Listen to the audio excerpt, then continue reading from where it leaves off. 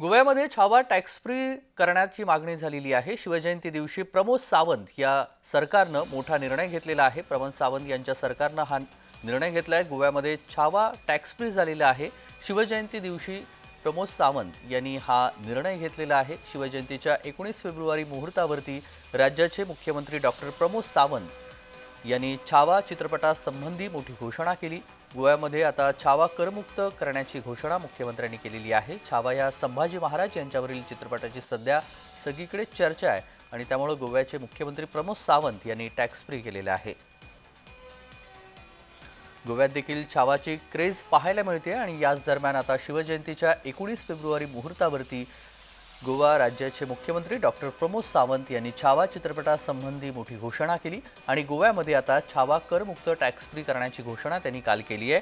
मुख्यमंत्र्यांनी ही घोषणा केली। डिचोली येथील शिवजयंती सोहळ्यामध्ये त्यांनी बोलत असताना मुख्यमंत्र्यांनी ही घोषणा केली।